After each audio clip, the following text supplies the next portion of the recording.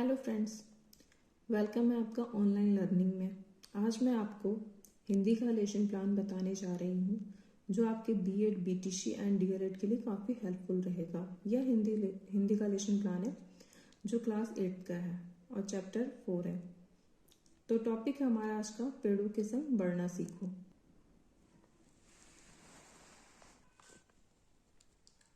तो फ्रेंड्स, आप देख रहे हैं यह हमारा सामान्य उद्देश्य है।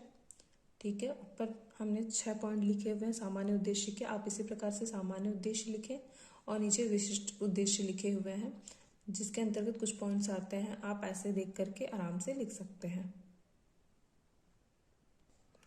फ्रेंड्स, विशिष्ट उद्देश्य लिखने के बाद हम सहायक सामग्री लिखते हैं।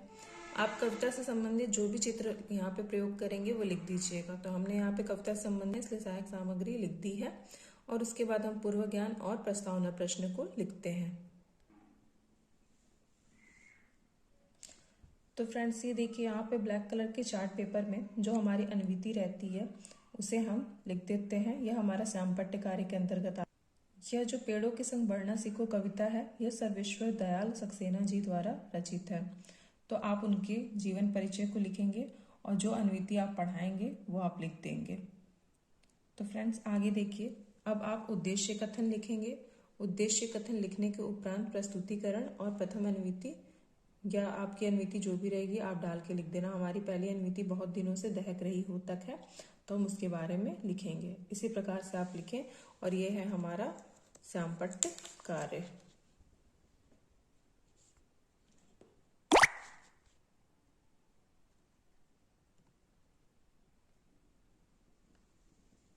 तो फ्रेंड्स, आप देख सकते हैं अब हम दूसरी अनुवृत्ति पे आएंगे।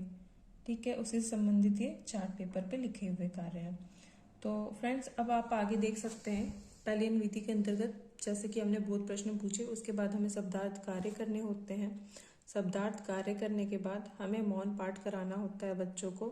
फिर हम उसके बाद दूसरी अनुवृत्ति पे आते हैं। दूसरी अनुवृत्ति के बाद आप देख सकते हैं यह हमारी दूसरी अनुवृत्ति आ गई है। दूसरी अनुवृत्ति में भी हम जैसे कि पहली अनुवृत्ति में किए थे वैसे ही हमें करना होता है।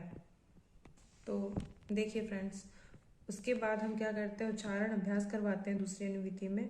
फिर अनुकरण पाठ और उससे रिलेटेड जो भी प्रश्न होते हैं वो हम पूछते हैं। आप कह सकते हो जो हमारी दूसरी अनुवृत्ति में हमने पढ़ा है उसी से रिलेटेड हमें प्रश्न पूछने होते हैं। फिर आप शब्दार्थ कार्य कराइए, फिर बच्चों को मौन पाठ कराइए। शब्दार्थ कार्य आप बच्चों को अपनी अभ्यास पुस्तिका में लिखने के लिए कह दीजिए।